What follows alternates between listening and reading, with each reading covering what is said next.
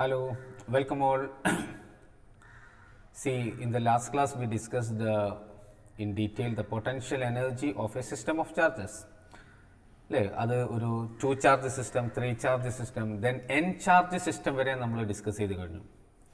അവിടെ നമ്മൾ ആ ചാർജിനെ മാത്രമാണ് വെച്ചിട്ടുള്ളത്. ഉദാഹരണത്തിന് 2 ചാർജ് സിസ്റ്റത്തിൻ്റെ പൊട്ടൻഷ്യൽ എനർജി നമ്മൾ കാൽക്കുലേറ്റ് ചെയ്യുന്ന സ്ഥലത്ത് നമ്മൾ ആ 2 ചാർജുകൾ സർട്ടൺ സെപ്പറേഷനിൽ ഇങ്ങനെ വെച്ചിട്ട് അവയുടെ പൊട്ടൻഷ്യൽ എനർജിയാണ് കാൽക്കുലേറ്റ് ചെയ്തത്. അപ്പോൾ അവിടെയുള്ള ഇലക്ട്രിക് ഫീൽഡ് അവിടെ ഉണ്ടോ? ഉണ്ട്. പക്ഷേ ആ ഇലക്ട്രിക് ഫീൽഡ് ആരുടേതാണ്? ആ 2 ചാർജുകളുടെ ഇലക്ട്രിക് ഫീൽഡ് മാത്രമേ അവിടെ ഉള്ളൂ. റെഡി അല്ലേ? എന്നാൽ ഇന്ന് നമ്മൾ ഡിസ്കസ് ചെയ്യാൻ പോകുന്നത് പൊട്ടൻഷ്യൽ എനർജി തന്നെയാണ്. പക്ഷേ എവിടെ? ചാർജുകളുടെ potential energy in an external field. എന്ന് വെച്ചാൽ ചാർജുകൾക്ക് അവരുടെ സ്വന്തം ഒരു ഇലക്ട്രിക് ഫീൽഡ് അവർക്ക് ചുറ്റുണ്ടാവും. അതല്ല, അതിന് പുറമെ ആ ചാർജുകളെ തന്നെ നമ്മൾ കൊണ്ടുപോയി വെക്കുന്നത് മറ്റൊരു ഇലക്ട്രിക് ഫീൽഡിൽ. ആ ഇലക്ട്രിക് ഫീൽഡിലാണ് നമ്മളിവിടെ എക്സ്റ്റേണൽ ഇലക്ട്രിക് ഫീൽഡ് എന്ന് പറഞ്ഞത്. അപ്പോൾ ഇൻറ്റേർണൽ ഇലക്ട്രിക് ഫീൽഡ് എന്ന് പറഞ്ഞാൽ സ്വാഭാവികമായിട്ടും എന്തായിരിക്കും ഉദ്ദേശിച്ചിട്ടുണ്ടാവുക? അല്ലെങ്കിൽ എക്സ്റ്റേണൽ എന്നുള്ള പേര് നമ്മൾ പ്രത്യേകം കൊടുക്കാനുള്ള കാരണം എന്താ? ചാർജുകൾക്ക് സ്വന്തമായിട്ടൊരു ഇലക്ട്രിക് ഫീൽഡ് ഉണ്ട്. ആ ഫീൽഡല്ല, മറ്റൊരു എക്സ്റ്റേണൽ ഫീൽഡിൽ കൊണ്ടുപോയിട്ട് ചാർജുകൾ വെക്കുന്ന സമയത്ത് അവയുടെ പൊട്ടൻഷ്യൽ എനർജിയാണ് നമ്മളിവിടെ കാൽക്കുലേറ്റ് ചെയ്യാൻ പോകുന്നത്. മനസ്സിലായല്ലോ? അപ്പോൾ ആദ്യം നിങ്ങൾ ടൈറ്റിൽ എന്താണെന്ന് മനസ്സിലാക്കുക. എല്ലാവർക്കും ടൈറ്റിൽ ക്ലിയർ ആയി എന്ന് വിചാരിക്കുന്നു. ഇനി നോക്കൂ, നമ്മൾ കഴിഞ്ഞ ലെക്ചറിൽ നമ്മൾ എന്താ ഡിസ്കസ് ചെയ്തത്? Potential energy of A system of charges ആണ്. അവിടെ നമ്മൾ ആദ്യത്തെ സബ് ടൈറ്റിൽ എന്താ കൊടുത്തത് നിങ്ങൾ ഓർക്കുന്നുണ്ടോ? Potential energy of A 2 charge സിസ്റ്റമാണ് നമ്മൾ തുടങ്ങി തന്നെ. ദെൻ നമ്മൾ എന്ത് സംസാരിച്ചു? Potential energy of 3 charge system സംസാരിച്ചു. അതിനുശേഷം നമ്മൾ n ചാർജ് സിസ്റ്റത്തിൻ്റെ പൊട്ടൻഷ്യൽ എനർജി കാൽക്കുലേറ്റ് ചെയ്തു. അറിയോ? ഓക്കെ, ഇതായിരുന്നു നമ്മൾ ചെയ്തിരുന്നത്. എന്നാൽ എക്സ്റ്റേണൽ ഫീൽഡിൽ വെക്കുമ്പോൾ നമ്മൾ ആദ്യത്തെ ഹെഡിങ് നോക്കുക. എന്താ ആദ്യത്തെ heading? Potential energy of A single charge. അവിടെ നമ്മൾ സിംഗിൾ ചാർജ് പറഞ്ഞിട്ടില്ല. അവിടെ തുടങ്ങുന്നത് തന്നെ ഡബിൾ ചാർജാണ്. 2 ചാർജ് സിസ്റ്റമാണ്. ഇത് സിംഗിൾ ചാർജാണ്. അപ്പോൾ അതെന്താ സംഭവം? അപ്പോൾ ഒന്നിലൊരു കൺഫ്യൂഷൻ നിങ്ങൾക്ക് ഉണ്ടാവാൻ പാടില്ല. നിങ്ങൾ കഴിഞ്ഞ ലെക്ചേഴ്സൊക്കെ നിങ്ങൾ ക്ലിയർ ചെയ്തിട്ടുണ്ടെങ്കിൽ ഒരു ഡൗട്ട് ഉണ്ടാവരുത്. വളരെ കൃത്യമായിട്ട് നമുക്ക് കാര്യങ്ങൾ മനസ്സിലാക്കി പോകാൻ കഴിയും എന്നാണ് ഞാൻ പ്രതീക്ഷിക്കുന്നത്.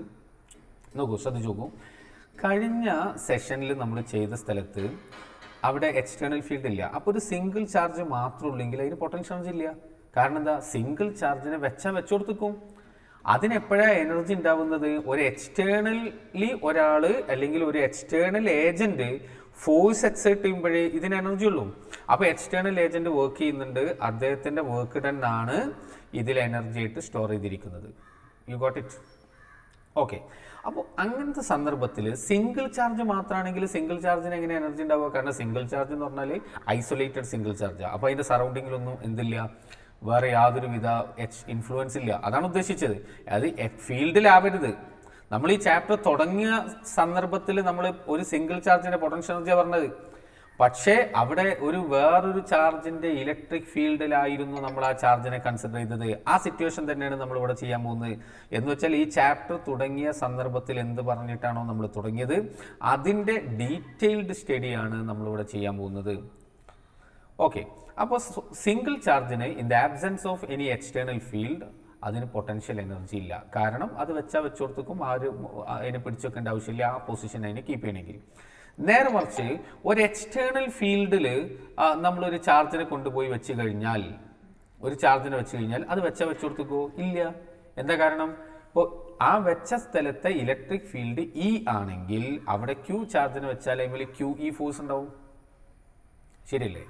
QE ഫോഴ്സ് ഉണ്ടാവും. അല്ലേ, നമ്മൾ കഴിഞ്ഞ ചാപ്റ്ററിൽ പഠിച്ചു QE ഫോഴ്സ്, ഫിസിക്കലി QE. അപ്പോൾ ആ ഫോഴ്സ് ഉള്ളത് കൊണ്ട് തന്നെ ആ ചാർജ് അവിടെ നിൽക്കുമോ? ഇല്ല, അത് മൂവ് ചെയ്യും. അപ്പോൾ മൂവ് ചെയ്യാതിരിക്കണമെങ്കിൽ എന്ത് വേണം? അല്ലെങ്കിൽ ആ ഒരു പൊസിഷൻ മെയിൻറ്റെയിൻ ചെയ്യണമെങ്കിൽ എന്ത് വേണം? An external agent has to do certain work. അയാൾ വർക്ക് ചെയ്യണം. മനസ്സിലായോ? എക്സ്റ്റേണൽ ഏജൻറ്റ് വർക്ക് ചെയ്യണം. റെഡി അല്ലേ? അതുകൊണ്ട് തന്നെ സിംഗിൾ ചാർജിന് in the absence of external field potential energy ഇല്ല. എന്നാൽ in the presence of external field potential energy ഉണ്ട്. നിങ്ങൾക്ക് ആദ്യം ഞാൻ ഈ പറഞ്ഞ ലോജിക്ക് മനസ്സിലാവണം. എന്നിട്ട് വേണം നമുക്ക് അത് മനസ്സിലാക്കി കഴിഞ്ഞാൽ ഇത് ചെയ്യാനൊന്നുമില്ല. It's a single line derivation. ഇവിടെ യൂണിഫോം ഇലക്ട്രിക് ഫീൽഡ് എന്നൊന്നും പറഞ്ഞില്ലേ? എക്സ്റ്റേണൽ ഫീൽഡ് എന്നാണ്. ഫീൽഡ് യൂണിഫോം ആവാം, നോൺ യൂണിഫോം ആവാം. അതൊന്നും നമ്മൾ കെയർ ചെയ്യണ്ട. മനസ്സിലായല്ലോ. അപ്പം നോക്കൂ, ഞാൻ ഒരു ഫീൽഡ് ഇവിടെ റെപ്രസെൻറ്റ് ചെയ്യാൻ പോവാണ്. ഒരു എക്സ്റ്റേണൽ ഫീൽഡ് റെപ്രസെൻറ്റ് ചെയ്യാണ്. അത് ഞാൻ യൂണിഫോം ഫീൽഡ് അല്ല ഞാൻ വരയ്ക്കുന്നത്, കണ്ടോ. ഒരു എക്സ്റ്റേണൽ ഫീൽഡ് ഞാൻ ഇവിടെ റെപ്രസെൻറ്റ് ചെയ്തിട്ടുണ്ട്. ഏതോ ഒരു ഫീൽഡ്, ഒരു ഇലക്ട്രിക് ഫീൽഡാണിത്. കണ്ടാൽ അറിയാം നിങ്ങൾക്ക് യൂണിഫോം അല്ല അല്ലേ. ഇവിടെ നമുക്ക് അടുത്തടുത്ത് നിൽക്കുന്ന ഇവിടെ ഗ്യാപ്പ് കൂടിയിട്ടുണ്ട്. അപ്പോൾ ഇവിടെ ഫീൽഡ് എന്തല്ല കുറച്ച് വീക്കറാണ്, ഇവിടെ സ്ട്രോങ്ങറാണ്. മാത്രമല്ല ഡിറക്ഷനൊക്കെ പലതുമാണ്. ഇത് അങ്ങോട്ടാണ് പോണത്, ഇത് സെയിം ഡിറക്ഷൻ അല്ല. അപ്പോൾ it's A non uniform external field, non uniform electric ഫീൽഡാണ് റെപ്രസെൻറ്റ് ചെയ്തിട്ടുള്ളത്. ഇനി നമ്മൾ ക്യൂ ചാർജിനെ അവിടെ കൊണ്ടുപോയി വെക്കണം, ഒരു ക്യൂ ചാർജിനെ വെക്കണം. അപ്പോൾ ക്യൂ ചാർജിനെ വെക്കുമ്പോൾ, ഇപ്പോൾ ഫോർ എക്സാമ്പിൾ നോക്കൂ, ഞാനിതാ ഇവിടെ വെക്കാൻ പോവാം. ഇവിടെ ഞാനൊരു ക്യൂ ചാർജിനെ വെക്കാൻ പോവാണ്, ഒരു ക്യൂ ചാർജിന്. അപ്പോൾ വ്യക്തം വേണ്ടിയിട്ട് ഞാൻ കളർ മാറ്റുകയാണ്. ഓക്കെ, ഇവിടെ ഒരു ക്യൂ ചാർജിനെ പ്ലേസ് ചെയ്യുന്നു, ക്യൂ. അപ്പോൾ ഈ ക്യൂ ചാർജ് ഈ ഇലക്ട്രിക് ഫീൽഡിൽ ഏതോ ഒരു പോയിന്റിലാണല്ലോ നമ്മൾ വെച്ചിട്ടുള്ളത്. അപ്പോൾ ഈ പോയിന്റ് കൃത്യമായിട്ട് എവിടെയാണ് നമുക്കറിയില്ല. അപ്പോൾ നമ്മൾ എന്ത് ചെയ്യണം, ശരിക്കും അതിനൊരു പൊസിഷൻ വെക്ടർ കാണിക്കണം. ഒരു പൊസിഷൻ വെക്ടർ ഏതെങ്കിലും ഒരു പോയിന്റിനെ നമ്മൾ ഒറിജിനായിട്ട് അസ്യൂം ചെയ്യുക. ഇപ്പോൾ ഫോർ എക്സാമ്പിൾ അത് ആ ഒറിജിൻ എന്നുള്ള പോയിന്റ് ഈ ഫീൽഡിൻ്റെ അകത്തോ പുറത്തോ എവിടെയാവാം, അത് നമ്മളെ ചോയ്സാണ്. ഇപ്പോൾ ഫോർ എക്സാമ്പിൾ നോക്കൂ, ഞാനിതാ ഇവിടെ ഒരു പോയിന്റ് മാർക്ക് ചെയ്തു, ഒറിജിൻ. ആ ഒറിജിന് നിങ്ങൾക്ക് ഇഷ്ടമുള്ളിടത്ത് വരക്കട്ടോ, ഒരു കുഴപ്പമില്ല. നിങ്ങൾക്ക് ഇഷ്ടമുള്ളിടത്ത് നിങ്ങൾക്ക് ഒറിജിൻ വരക്കാം, ഓക്കെ, അതിനൊരു കുഴപ്പമില്ല. എന്നിട്ട് ഞാൻ അതിൻ്റെ ഡീറ്റെയിൽസ് ഞാൻ പറയാം, എന്താ പിന്നെ അതിൻ്റെ പ്രസക്തി എന്താണെന്നുള്ളത് ഇപ്പോൾ സംസാരിക്കാം. നോക്കൂ, ഞാനിതാ അതിൻ്റെ പൊസിഷൻ വെക്ടർ വരച്ചു ഇവിടെ. അതിൻ്റെ പൊസിഷൻ വെക്ടർ ഞാനിവിടെ വരച്ചു. This is the position vector. ഇതാണ് അതിൻ്റെ പൊസിഷൻ വെക്ടർ എന്ന് കരുതുക. ഈ പൊസിഷൻ വെക്ടറിന് ഞാൻ ആർന്ന് കൊടുത്തു. ഇത് ഒന്നുമല്ല കേട്ടോ, ഇത് കണ്ട് നിങ്ങൾ ഒന്നും പേടിക്കേണ്ട. ഈ ഡയഗ്രമേ ടെക്സ്റ്റ് ബുക്കിലില്ല. ഇത് ബെറ്റർ അണ്ടർസ്റ്റാൻഡിങ്ങിന് വേണ്ടിയിട്ടാണ് ഞാനിത് വരച്ചത്. അപ്പോൾ നിങ്ങൾക്ക് തോന്നുന്നു, സർ ഞാൻ എടുത്ത പൊസിഷൻ ഇവിടെ അല്ല, അല്ലെങ്കിൽ ഒറിജിൻ ഇവിടെ അല്ല. ഇപ്പോൾ ഒരു കുട്ടിക്ക് തോന്നുകയാണ് ആ കുട്ടി വേറൊരു സ്ഥലത്താണ് ഒറിജിൻ എടുത്തത്. ഒരു കുഴപ്പമില്ല, ചില ആൾ ഒറിജിൻ ഇവിടെ എടുത്തത്. അപ്പോൾ നിങ്ങൾ വിചാരിക്കും 6 ഇങ്ങനെ മാറൂലേ? 6 മാറും, അതിനെന്താ പ്രശ്നം? ഒരു കുഴപ്പമില്ല. പക്ഷേ ഈ പോയിന്റ് മാറൂല. അപ്പോൾ ഇതുകൊണ്ട് നമ്മൾ എന്താണ് ഉദ്ദേശിച്ചത്? ഈ 6 കൊണ്ട് ഈ ഓയിൽ നിന്ന് ഇങ്ങോട്ട് ഇത്രയും ഡിസ്റ്റൻസ് ഉണ്ട്, ഈ ഡിറക്ഷനിൽ ഇത്ര ഡിസ്റ്റൻസ് ഉണ്ട് എന്ന് പറയാനാണ്. ഓക്കെ, അപ്പോൾ വേറൊരാൾ വേറെ സ്ഥലത്തു നിന്നാണ് ഈ ഡിസ്റ്റൻസ് പറഞ്ഞിട്ടുണ്ടെങ്കിൽ എന്താ കുഴപ്പം? ഇപ്പോൾ നോക്കൂ, ഈ ഒരു പോയിന്റിൽ നിന്ന് ഇവിടെ ഒരു പോയിന്റ് മാർക്ക് ചെയ്ത് വിചാരിക്കുക. എന്നിട്ട് അയാൾ നോക്കി ഇവിടുന്ന് ഇത്ര ഡിസ്റ്റൻസ് ഉണ്ട് ഈ ഡിറക്ഷനിൽ എന്ന്. അത് ഈ ക്യൂ വെച്ച ഈ സ്ഥലത്തിന്റെ അഡ്രസ്സ് തന്നെയാണല്ലോ അത്. പക്ഷെ ഇതേ അഡ്രസ്സ് പറഞ്ഞത് വേറെ സ്ഥലത്ത് നിന്നുള്ള ഡിസ്റ്റൻസ് അല്ലെങ്കിൽ റെഫറൻസ് ആണ് പറഞ്ഞിട്ടുള്ളത്. അപ്പോൾ ഈ റെഫറൻസ് പോയിന്റ് നിങ്ങൾക്ക് എന്താവാം, നിങ്ങൾക്ക് വ്യത്യസ്ത പോയിന്റ് എടുക്കാം, കുഴപ്പമില്ല. പക്ഷേ എന്ത് ചെയ്യാൻ പാടില്ല, അപ്പോൾ ഈ ഒരു ചാർജ് ഞാൻ ഇവിടെ വെച്ചു, അതിന് ഞാൻ ഈ ഒരു റെഫറൻസ് പോയിന്റ് എടുത്തു. ഇനി വേറൊരു ചാർജ് ഇവിടെ എവിടെയെങ്കിലും പ്ലേസ് ചെയ്യണം, അതിന് വേറെ റെഫറൻസ് പോയിന്റ് എടുക്കരുത്. നമ്മൾ ഏതൊരു പോയിന്റ് ആണോ എടുത്തിട്ടുള്ളത് അതിനെ വെച്ചിട്ട് തന്നെ വേണം നിങ്ങളത് സംസാരിക്കാൻ. വ്യക്തമല്ലേ പോയിന്റ്? ഓക്കെ, അപ്പോൾ നോക്കൂ, ഞാൻ ഈ ക്യൂ ചാർജ് ഇവിടെ പൊസിഷൻ വെക്ടറുള്ള ഈ പൊസിഷനിൽ ഞാൻ പ്ലേസ് ചെയ്തിട്ടുണ്ട്. I would like to know what is the potential energy of this charge in this electric field, അല്ലെങ്കിൽ at this particular position in this electric field എന്നുള്ള ഒരു കറക്റ്റ് പോയിന്റ് അല്ല, in this particular position in the field. കാരണം വ്യത്യസ്ത പൊസിഷനിൽ വ്യത്യസ്ത potential energy ആയിരിക്കും. മനസ്സിലായോ? അത് നമ്മൾ കഴിഞ്ഞ ക്ലാസ്സിൽ സംസാരിച്ചു. അതായത് നോക്കൂ, ഇത് ഒരു ഇലക്ട്രിക് ഫീൽഡാണ്. ഇതിൽ ഇവിടെ ഉള്ള പൊട്ടൻഷ്യൽ ആവുമോ ഇവിടെ ഉണ്ടാവുക? അതാവോ? ഇവിടെ ഓരോ സ്ഥലത്ത് പൊട്ടൻഷ്യൽ ഡിഫറൻ്റ് ആണ്. യൂണിഫോം ഇലക്ട്രിക് ഫീൽഡിൽ തന്നെ പൊട്ടൻഷ്യൽ വാരി ചെയ്യുന്നത് നമ്മൾ കഴിഞ്ഞ ദിവസം കണ്ടല്ലോ. ഓക്കെ, കാരണം ഈ ഭാഗം സ്ട്രോങ് ഫീൽഡാണ്, ഇങ്ങോട്ട് വരുന്നതനുസരിച്ച് വീക്ക് ഫീൽഡ് ആയിരിക്കും. സ്ട്രോങ്ങർന്ന് വീക്കർ റീജിയനിലേക്കാണ് പോസിറ്റീവ് ചാർജ് മൂവ് ചെയ്യുക എന്നുള്ളതൊക്കെ നമ്മൾ കണ്ടു കഴിഞ്ഞു. റെഡി അല്ലേ? Okay, now let me move ahead. അപ്പോൾ ഈ ഒരു പർട്ടിക്കുലർ പോയിന്റിലുള്ള ഈ ചാർജിനെ നമ്മൾ എവിടെയാണ് അസ്യൂം ചെയ്യുക? ഇനീഷ്യലി നല്ല കണ്ടോ, കാരണം നമ്മൾ പൊട്ടൻഷ്യൽ ചാർജിന്റെ നേരത്തെ ഡെഫിനിഷനിൽ മാറ്റമൊന്നുമില്ല. എന്താണ് അപ്പോൾ പൊട്ടൻഷ്യൽ ചാർജിന്റെ ഡെഫിനിഷൻ ഇവിടെ? It is the work done to bring that charge from infinity to that particular point in the electric field. മനസ്സിലായല്ലോ? Against electric field without any acceleration. Once again, how will you define potential energy of a charge in an external field? The good old definition. What's that? It is the work done by an external agent in bringing that charge from infinity, എന്ന് വെച്ചാൽ ഈ ഫീൽഡിൻ്റെ influence ഒന്നും ഇല്ലാത്ത സ്ഥലത്ത്, from infinity to that particular point in the electric field against electric field without any acceleration. Okay, ഇനി last ഭാഗം നിങ്ങൾ അവിടെ പറഞ്ഞിട്ടില്ലെങ്കിലും എക്സാമിനേഷൻ പോയിന്റ് ഓഫ് വ്യൂവിൽ നിങ്ങൾ സേഫാണ്.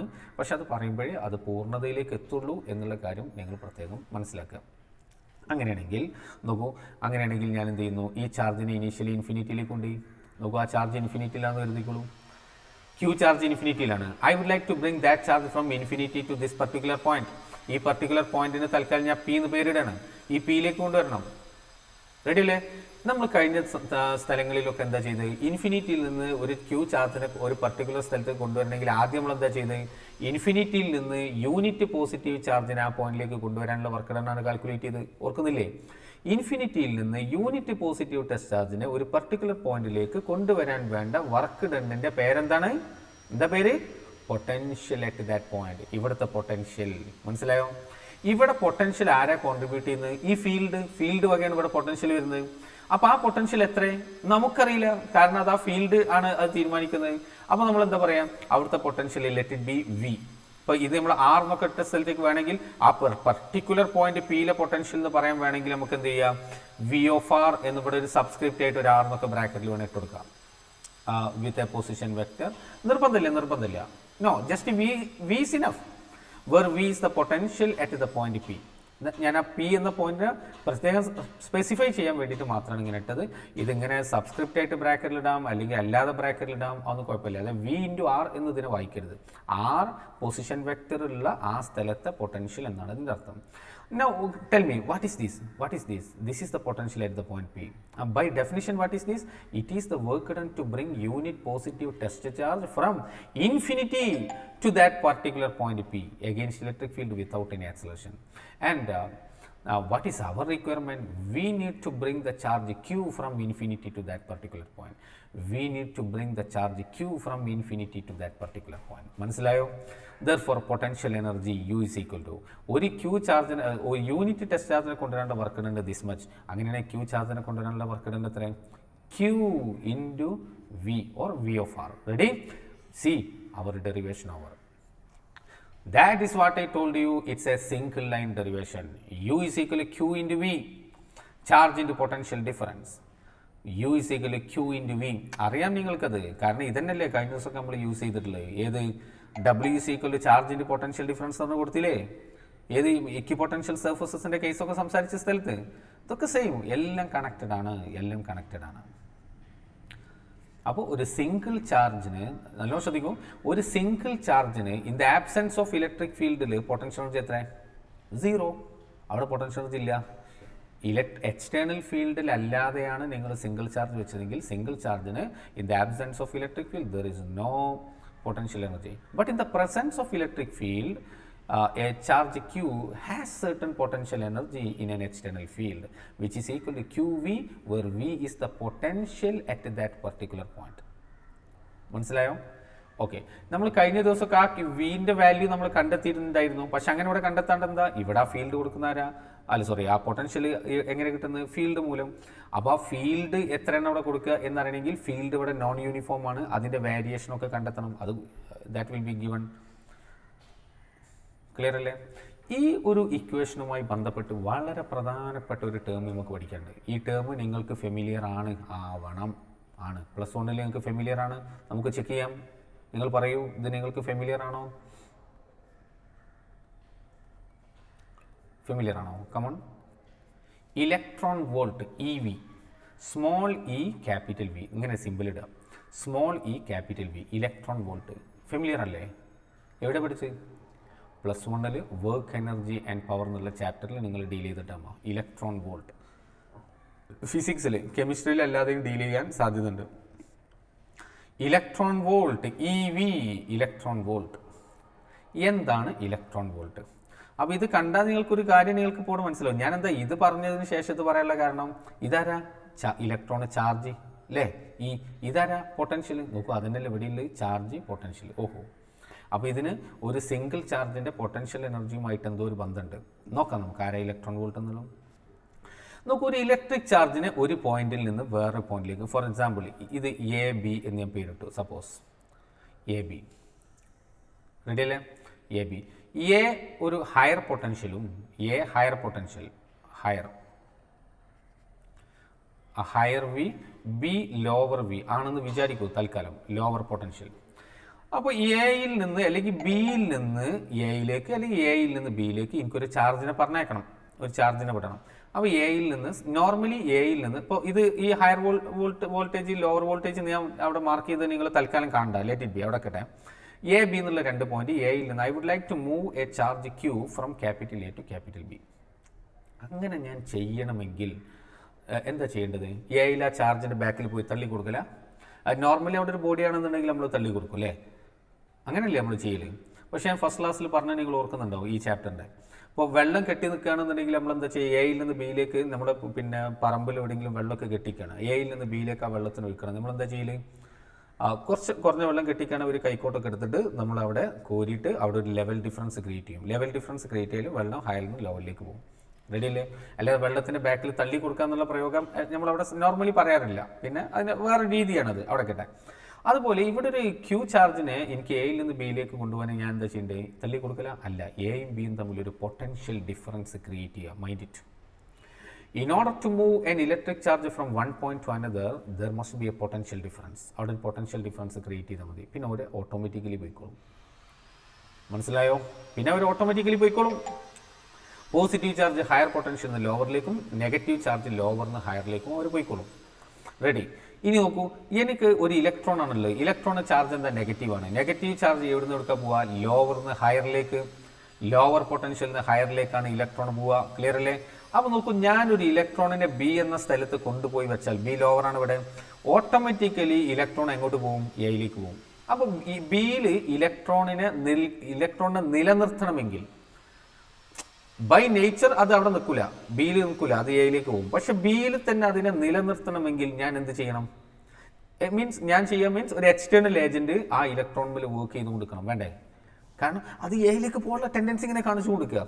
അപ്പോൾ നമ്മൾ പിടിച്ചു വെക്കുക, ബിയിൽ പിടിച്ചു വെക്കുക. അപ്പോൾ the external agent is doing certain work. അപ്പോൾ ബി എന്ന പോയിന്റിൽ ആർക്ക് എനർജി ഉണ്ട്? പൊട്ടൻഷ്യൽ ചാർജ് ഉണ്ട്, ഇലക്ട്രോണിന് പൊട്ടൻഷ്യൽ ചാർജ് ഉണ്ട്. ആ എനർജി എന്തിന് ഈക്വൽ ആയിരിക്കും? അതിനെ ബിയിൽ നിലനിർത്താൻ എക്സ്റ്റേണൽ ഏജന്റ് എത്ര വർക്കാണോ ചെയ്യുന്നത് അത്രയും വർക്ക് ഡൺ ആയിരിക്കും അതിന് ഈക്വൽ ഉണ്ടാവുക. ക്ലിയർ അല്ലേ? ഓക്കെ.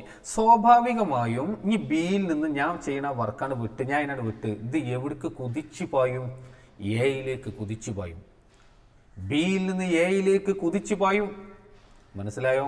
അങ്ങനെ എയിലുണ്ട് എത്തുന്ന സമയത്ത് അപ്പോൾ ഏതുപോലെ ഇത് ഒരു കല്ല് ഞാൻ ഈ ഹൈറ്റിൽ ഇങ്ങനെ പിടിച്ചു. നമുക്ക് പിന്നെ മെക്കാനിക്സ് ആയിട്ട് ഒന്ന് കമ്പയർ ചെയ്യാം. കല്ല് ഇവിടെ ഇങ്ങനെ പിടിക്കുമ്പോൾ തന്നെ എന്തുണ്ട്? പൊട്ടൻഷ്യൽ ചാർജ് ഉണ്ട്. അപ്പോൾ ഈ കല്ലിൻ്റെ ടെൻഡൻസി എന്താ? എങ്ങനെയെങ്കിലും താഴത്തേക്ക് വരിക എന്നാ. പക്ഷെ ഞാൻ പറ്റൂല, ഞാൻ അങ്ങനെ നിർത്തുക, ഞാനാണ് വർക്ക് ചെയ്തുകൊണ്ടിരിക്കുക. അപ്പം എൻ്റെ വർക്കാണ് ഇതിൻ്റെ കല്ലിൻ്റെ പൊട്ടൻഷ്യൽ എനർജി ആയിട്ട് സ്റ്റോർ ചെയ്തത്. നിങ്ങൾക്ക് മടുത്തു, എനിക്ക് താങ്ങാൻ കഴിയില്ല, ഞാനത് വിട്ടു. വിടുമ്പോൾ എന്ത് ചെയ്യുക? കല്ല് കുതിച്ചു പോയും ഗ്രൗണ്ടിലേക്ക്. അപ്പോൾ ഈ കല്ലിൽ സ്റ്റോർ ചെയ്തിരിക്കുന്ന പൊട്ടൻഷ്യൽ എനർജി എന്താവുക? കുറഞ്ഞു വരും അല്ലേ? എന്നിട്ടോ ആ കുറയുന്നതിനനുസരിച്ച് വേറൊരാൾ അവിടെ കൂടുണ്ട്. കാരണം energy can neither be created nor B destroyed എന്നാ. ഈ പൊട്ടൻഷ്യൽ എനർജി കുറയുന്നതിനനുസരിച്ച് ആരാ കൂടുന്നത്? കൈനറ്റിക് എനർജി കൂടുന്നു. കാരണം വെലോസിറ്റി കൂടിക്കൊണ്ടിരിക്കുകയാണ്. അറിയോക്കെ? അപ്പോൾ എയിലുണ്ടായിരുന്ന, ഇതും +1 നമ്മൾ പഠിച്ചു കഴിഞ്ഞു, വർക്ക് എനർജി പവറിൽ. എയിലുണ്ടായിരുന്ന പൊട്ടൻഷ്യൽ എനർജി കംപ്ലീറ്റ് താഴേക്ക് വരുന്നതിനനുസരിച്ചിട്ട് ഈ പൊസിഷനിലൊക്കെ പൊട്ടൻഷ്യൽ എനർജി ഉണ്ട്, കൈനറ്റിക് എനർജി ഉണ്ട്. ഇങ്ങനെ താഴെ എത്തുമ്പോൾ പൊട്ടൻഷ്യൽ എനർജി 0, കംപ്ലീറ്റ് പൊട്ടൻഷ്യൽ എനർജിയും എന്തായിട്ട് കൺവേർട്ടഡ് ആയി? കൈനറ്റിക് എനർജി ആയിട്ട് കൺവേർട്ടഡ് ആയി. അറിയോക്കെ? റെഡി അല്ലേ? അതുപോലെ in N exactly similar fashion നോക്കും, നെഗറ്റീവ് ഇലക്ട്രോണിനെ നിങ്ങൾ ബിയിൽ ഹോൾഡ് ചെയ്യുമ്പോൾ ഈ ഇലക്ട്രോൺ എന്താണുള്ളത്? Potential energy. നിങ്ങൾ പിടുത്തം വിട്ടാൽ ഇലക്ട്രോൺ കുതിച്ച് പാഞ്ഞ് എവിടേക്കെത്തും? എയിലേക്ക് എത്തും.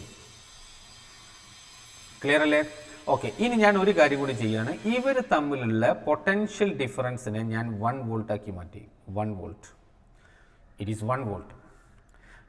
A B lower potential, A ബിനേക്കാൾ 1 വോൾട്ട് പൊട്ടൻഷ്യൽ അധികമുള്ളത്. അപ്പോൾ അവർ തമ്മിലുള്ള പൊട്ടൻഷ്യൽ ഡിഫറൻസിന്റെ അനുസരിച്ചിട്ട് ബിയിൽ നിന്ന് എയിലേക്ക് ഇലക്ട്രോൺ മൂവ് ചെയ്യും. ക്ലിയർ ആണല്ലോ?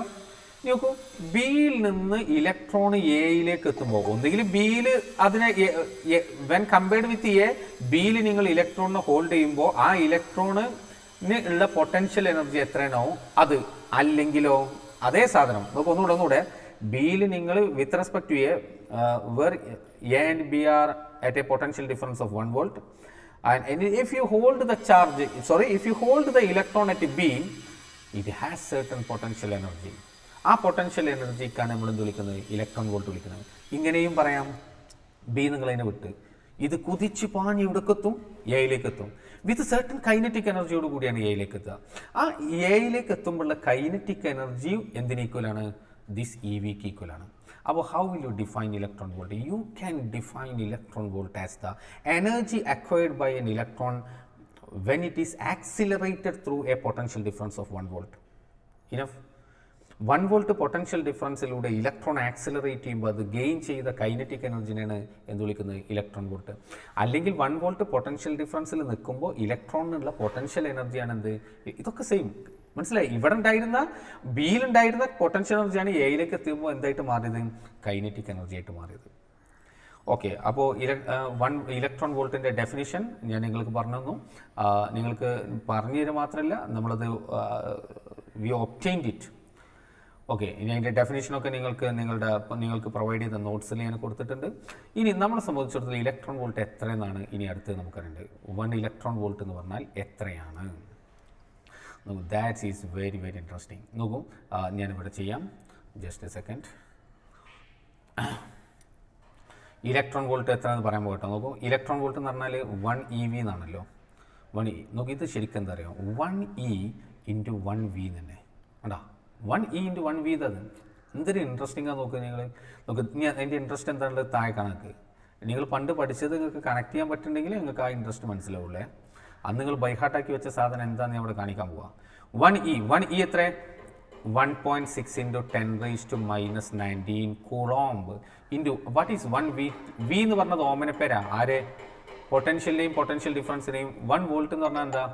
1 joule divided by 1 coulomb. Clear അല്ലേ? റെഡി. നോക്കൂ, കൂളോംബ് ക്യാൻസൽഡ്. ബാക്കി ആരാ ഇതിലുള്ളത്? ബാക്കിയുള്ളത് നിങ്ങൾ ഒരുമിച്ച് എഴുതി നോക്ക്. 1 electron volt equal to 1.6 into 10 raised to minus 19 joule. 10 raised to minus 19 joule. ഇപ്പോൾ എന്ത് മനസ്സിലായി? ഇലക്ട്രോൺ വോൾട്ട് എന്ന് പറഞ്ഞത് എന്താണ്? It is A unit of energy. Joule is the unit of energy, you know. 1 electron volt is 1.6 into 10 raised to minus 19 joule. മനസ്സിലായോ? ആ relation നിങ്ങൾ മുമ്പ് പഠിച്ചാണ്. പക്ഷെ ആ റിലേഷൻ എവിടുന്ന് വന്നു, എങ്ങനെ വന്നു, അതിൻ്റെ കംപ്ലീറ്റ് എക്സ്പ്ലനേഷനാണ് നമുക്ക് ഇവിടെ ചെയ്തത്. അറിയോ? Okay, yes. ഇനി ഇലക്ട്രോൺ വോൾട്ടിനെ തന്നെ കെമിസ്ട്രിയിലും അതുപോലെ ഫിസിക്സിൽ, ന്യൂക്ലിയർ ഫിസിക്സിൽ അല്ലെങ്കിൽ ന്യൂക്ലിയർ കെമിസ്ട്രിയിൽ ഒക്കെ നമ്മൾ ഇങ്ങനെയൊക്കെ പറയും. Electron volt. ഇനി KeV എന്ന് പറയും, കിലോ ഇലക്ട്രോൺ വോൾട്ട്. MEV എന്ന് പറയുന്നുണ്ട്, MEV മെഗാ ഇലക്ട്രോൺ വോൾട്ട്. നമുക്ക് ആവശ്യമില്ലേ? ഈ മെഗാ 10⁻⁶, കിലോ സ്മോൾ k 10⁻3. നമുക്ക് ആവശ്യാനുസരണം ആ രൂപത്തിലേക്കൊക്കെ നമുക്ക് കൊടുക്കാം. ഓക്കെ, 2 പോയിന്റുകളാണ് ഇതുവരെ നമ്മൾ സംസാരിച്ചത്. ഒന്ന്, potential energy of A single charge in an external field.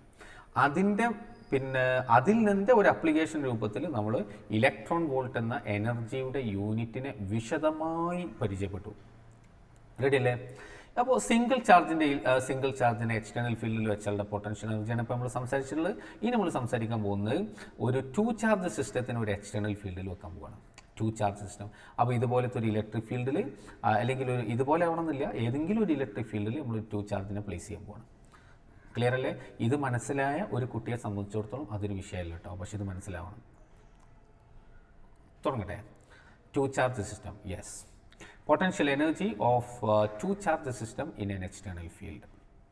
ഏതൊരു ഇലക്ട്രിക് ഫീൽഡ്? ഞാൻ 2 ചാർജിനെ പ്ലേസ് ചെയ്യാൻ പോവാണ്. ഞാൻ പ്ലേസ് ചെയ്യണേ. നോക്കൂ, ഞാനിവിടെ പ്ലേസ് ചെയ്യാൻ പോകുന്ന ചാർജ്, ലെറ്റ് സി, ഒരു ചാർജിനെ ഞാൻ ഇവിടെ പ്ലേസ് ചെയ്യാണ്. Let it B Q1. ഒരു Q1 ചാർജിനെ ഞാൻ ഇവിടെ പ്ലേസ് ചെയ്തു. Q1 കാണുന്നുണ്ടല്ലോ. ഓക്കെ, അപ്പോൾ നമ്മൾ നേരത്തെ സംസാരിച്ച പോലെ തന്നെ നമുക്ക് എന്ത് വേണം? ഒരു ഒറിജിൻ വേണം ഏതെങ്കിലും ഒരു സ്ഥലത്ത് നിന്ന്. കാരണം എന്നാൽ ഇത് എവിടെയാണെന്നൊക്കെ നമുക്ക് പറയാൻ കഴിയുള്ളല്ലോ. അപ്പോൾ നോക്കും, ഞാനിവിടെ ഒറിജിൻ മാർക്ക് ചെയ്തു. അപ്പോൾ നമ്മൾ ഒറിജിനിൽ നിന്ന് അങ്ങോട്ട് പൊസിഷൻ വെക്ടർ നോട്ട് ചെയ്യാൻ പോവാം. Position vector. അപ്പോൾ ജസ്റ്റ് നോക്കുക, ഇവിടെ ഒറിജിൻ, ഇവിടുന്ന് ഞാനിതാ ഇങ്ങോട്ട് ഒരു പൊസിഷൻ വെക്ടർ മാർക്ക് ചെയ്തു. യെസ്, ഒരു പൊസിഷൻ വെക്ടർ ഞാൻ കൊടുത്തു. ക്ലിയർ ആണല്ലോ? ആ പൊസിഷൻ വെക്ടറിനെ ഞാൻ പേരിടുന്നു ലെറ്റ് ഇറ്റ് ബി R1. കാരണം ഇവിടെ ഒരാളല്ല, ഇവിടെ 2 ആളുണ്ടല്ലോ. ഒരു ചാർജിനെയും കൂടി ഞാൻ പ്ലേസ് ചെയ്യാൻ പോവാണ്. ഒരു ചാർജിനെ കൂടെ ഞാൻ പ്ലേസ് ചെയ്യാൻ പോവാണ്. എനിക്കൊരു Q2 ചാർജും കൂടെ വേണം. അപ്പോൾ ഞാൻ ആ Q2 ചാർജിനെ ഞാൻ പ്ലേസ് ചെയ്യാണ്. ഓക്കെ അല്ലേ? യെസ്, Q2 ചാർജിനെ ഞാൻ പ്ലേസ് ചെയ്യുന്നു. ശ്രദ്ധിച്ചോളൂ, Q2 ചാർജിനെ ഞാനിത് സപ്പോസ് ഇവിടെ പ്ലേസ് ചെയ്യണം. ഒരു Q2 ചാർജിനെ ഞാൻ ഇവിടെ പ്ലേസ് ചെയ്തു. അപ്പോൾ again I would like to mark the position vector. ഞാൻ ഇതിൻ്റെ പൊസിഷൻ വെക്റ്റർ മാർക്ക് ചെയ്യാണ്. ഇതാ ഈ ഒറിജിനിൽ നിന്ന് ഇതാ ഇങ്ങോട്ട് ഞാൻ പൊസിഷൻ വെക്റ്റർ മാർക്ക് ചെയ്യണം. യെസ്, പൊസിഷൻ വെക്റ്റർ മാർക്ക് ചെയ്തു. നോക്കൂ, ആ പൊസിഷൻ വെക്റ്ററിനെ ഞാൻ R2 എന്ന് പേര് കൊടുക്കുന്നു. R2 എന്ന് പേരിട്ടു. റെഡി അല്ലേ? ഒരു കാര്യം കൂടെ ഞാൻ അവിടെ ചെയ്യാൻ പോവാം. അതെന്താ? അത് Q1 Q2 തമ്മിലുള്ള സെപ്പറേഷൻ മാർക്ക് ചെയ്യാൻ പോവാം. Q1 Q2 തമ്മിലുള്ള സെപ്പറേഷൻ കണ്ടോ? ഇതല്ലേ Q1 Q2 തമ്മിലുള്ള സെപ്പറേഷൻ? യെസ്, ആ സെപ്പറേഷനെ ഞാനവിടെ മാർക്ക് ചെയ്യുന്നു. ആ സെപ്പറേഷന് നമുക്ക് എന്ത് ചെയ്യാം? നമുക്ക് അതിനൊരു പേര് കൊടുക്കാം. അതിനെ ഞാനിവിടെ 2 ചാർജ് ആയതുകൊണ്ട് ഇതിനെ R എന്ന് കൊടുക്കാം. അല്ലെങ്കിൽ എനിക്ക് എന്ത് ചെയ്യാം? R12 എന്നൊക്കെ പേര് കൊടുക്കാം. പക്ഷെ ഇവിടെ എനിക്ക് തോന്നുന്നത് R12 എന്നുള്ളതിന് പ്രസക്തി ഇല്ല, ഉണ്ടോ? കാരണം ഇവിടെ ആകെ 2 ആളല്ലേ ഉള്ളൂ. ഒരു തേർഡ് ചാർജ് കൂടി ഉണ്ടെങ്കിൽ ഇതിനെ നമുക്ക് R12 എന്നൊക്കെ നമുക്ക് പ്രത്യേകം കൊടുക്കാം. R എന്ന് കൊടുക്കാം, R12 കൊടുക്കാം. Up to you, no issue. ഇത് just the separation between the 2 charges. നോക്കൂ, ഒരു സിംഗിൾ ചാർജിന്റെ ഫീൽഡിൽ വെക്കുമ്പോൾ അവിടെ വെച്ച് കൊടുത്തുകൂല. അപ്പോൾ നമ്മൾ പിടിച്ചേക്കേണ്ടതുണ്ട്. Means external agent has to do certain work. അപ്പോൾ ഇതിന് 2 ചാർജ് ആണെങ്കിൽ അപ്പോൾ ഇതിന് പൊട്ടൻഷ്യൽ ഉണ്ട് എന്നുള്ള കാര്യത്തിലൊന്നും ഇപ്പോൾ നമുക്ക് യാതൊരു ഡൗട്ടും ഇല്ല. നമുക്ക് പെട്ടെന്ന് ചെയ്യാം. ചെയ്യട്ടെ, നോക്കൂ. അപ്പോൾ ഞാൻ എന്ത് ചെയ്യണം? U is equal. ഞാൻ ആദ്യം എന്താ ചെയ്യേണ്ടത്? Initially I would like to assume both the charges are at infinity, and first I would like to bring the first charge, then the next charge. അങ്ങനെ ഫസ്റ്റ് ചാർജ് പറഞ്ഞാൽ Q1 first charge, Q2 second, അങ്ങനെയൊന്നും ഇല്ല കേട്ടോ. ആരെയും നിങ്ങൾക്ക് first ആക്കി എടുക്കാം, ആരെയും നിങ്ങൾക്ക് സെക്കൻഡ് ചാർജ് ആയിട്ട് എടുക്കാം. ഓക്കെ അല്ലേ? ഇത് നമ്മുടെ ഇക്വേഷൻ 1. അപ്പോൾ നമുക്ക് നേരത്തെ പറഞ്ഞ പോലെ ഇനീഷ്യലി ഞാൻ 2 ചാർജിനെ ഇവിടുന്ന് മാറ്റി കേട്ടോ. അവർ ഇൻഫിനിറ്റിയിലെത്തി. I would like to bring the first charge. നോക്കൂ, ദ Q1നെ ഞാൻ ആദ്യം കൊണ്ടുവരാണ്. ആദ്യത്തെ ചാർജിനെ കൊണ്ടുവരാൻ how much work is to be done? Tell me how much work is to be done? Come on. 0. First ചാർജിനെ കൊണ്ടുവരാൻ എത്ര വർക്കാണ്? 0. നോ, 0 വർക്ക് ഡൺ ആയിരുന്നു ആദ്യത്തെ ചാർജിനെ കൊണ്ടുവരാൻ വേണ്ടിയിരുന്നത്. അത് എവിടെ? In the absence of external field അല്ലേ? ഇവിടെ നോക്കൂ, ഈ പോയിന്റിലേക്കാണ് കൊണ്ടുവരേണ്ടത്. ഈ പോയിന്റിനെ ഞാൻ പേരിടുന്നു. Let this is A and this is B. എയിലേക്ക് കൊണ്ടുവരണം. എയിലേക്ക് കൊണ്ടുവരുമ്പോൾ ഇവിടെ കൊണ്ടുവരാൻ ഈസി ആയിട്ട് സമ്മതിക്കുമോ? ഇല്ല, ഇവിടെ ഫീൽഡിലേക്കാണ് കൊണ്ടുവരുന്നത്. അപ്പോൾ ഇതിനെ കൊണ്ടുവരുമ്പോൾ ഈ പോയിന്റിലേക്ക് Q1 ചാർജിനല്ലേ കൊണ്ടുവരേണ്ടത്. അപ്പോൾ ഈ പോയിന്റിലേക്ക് ഒരു ചാർജിനെ ഇൻഫിനിറ്റിയിൽ ഇങ്ങോട്ട് കൊണ്ടുവരാനുള്ള വർക്ക് ഡൺ എത്ര? Potential at the point A. അതെത്ര? V of R1 കണ്ടോ? അല്ലെങ്കിൽ ഞാൻ V1 എന്നതിന് പേരിടാം. ഒരു ചാർജിനെ ഉദ്ദേശിച്ച് യൂണിറ്റ് പോസിറ്റീവ് ടെസ്റ്റ് ചാർജിനെ ഇൻഫിനിറ്റിയിൽ നിന്ന് ഇങ്ങോട്ട് കൊണ്ടുവരാൻ വേണ്ട വർക്ക് ഡൺ എത്ര? ഇവിടുത്തെ പൊട്ടൻഷ്യൽ. ആ പൊട്ടൻഷ്യലിൻ്റെ പേരെന്താ? V1 അല്ലെങ്കിൽ V of R1 എന്ന് കൊടുക്കാം. മനസ്സിലായോ? ഞാൻ സിംപ്ലിസിറ്റിക്ക് V1 എന്ന് കൊടുക്കുകയാണ്. ഓക്കെ, അപ്പോൾ Q1 ചാർജിനെ ഇങ്ങോട്ട് കൊണ്ടുവരാനുള്ള വർക്ക് ഡൺ എത്ര? കമോൺ, Q1 V1 കണ്ടോ? Q1 V1. അപ്പോൾ Q1 ഇവിടെ എത്തി. അപ്പോൾ Q1നെ കൊണ്ടുവരാനുള്ള വർക്ക് ഡൺ 0 അല്ല. കാരണം ഇത് in the presence of electric ഫീൽഡാണ്. മനസ്സിലായോ? ഓക്കെ, ഇനി നമുക്ക് അടുത്തേക്ക് പോവാം. ഞാൻ അടുത്ത് ചെയ്യാൻ പോകുന്നത്, അപ്പോൾ ഓൾറെഡി Q1 ഇവിടെ എത്തി. ഇനി എനിക്ക് ബിയിലേക്ക് ആരെ കൊണ്ടുവരണം? Q2നെ കൊണ്ടുവരണം. ബിയിലേക്ക് എനിക്ക് Q2നെ കൊണ്ടുവരണം. ആ ബിയിലേക്ക് Q2നെ കൊണ്ടുവരാൻ ഞാൻ എന്ത് ചെയ്യണം? റെഡി? അപ്പോൾ അതിനെന്താ ചെയ്യേണ്ടത് നോക്കൂ. അതിന് നമ്മൾ ആദ്യം ബിയിലെ പൊട്ടൻഷ്യൽ കാണണം. പൊട്ടൻഷ്യലേറ്റ് ബി അവിടെയാണ് ശ്രദ്ധിക്കേണ്ടത് കേട്ടോ. പൊട്ടൻഷ്യലിറ്റി ബിയിൽ ഇവിടെ രണ്ട് കോൺട്രിബ്യൂഷൻ ഉണ്ട്. ഒന്ന്, ബി എന്ന പോയിന്റ് ഫീൽഡിൽ ഒരു പോയിന്റ് അല്ലേ? ആണ്. അതുകൊണ്ട് ബിയിൽ ഫീൽഡിൻ്റെ വക ഒരു പൊട്ടൻഷ്യൽ ഉണ്ട്. അതെത്ര?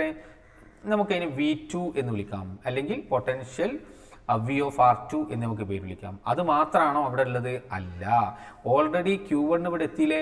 അപ്പോൾ ഈ Q1 മൂലം ബിയിലൊരു പൊട്ടൻഷ്യൽ വേറെയുണ്ട്. Q1 കാരണമായി ബിയിൽ ഒരു പൊട്ടൻഷ്യൽ ഉണ്ട്. അതെങ്ങനെ കാൽക്കുലേറ്റ് ചെയ്യാം? അത് potential due to point charge. അതിൻ്റെ ഇക്വേഷൻ നമുക്ക് ഓൾറെഡി അറിയാം. എത്ര? Q1 എന്ന R ഡിസ്റ്റൻസ് അകലേത് 1/4πε0 Q1/R. Yes, 1/4πε0 Q1 divided by R.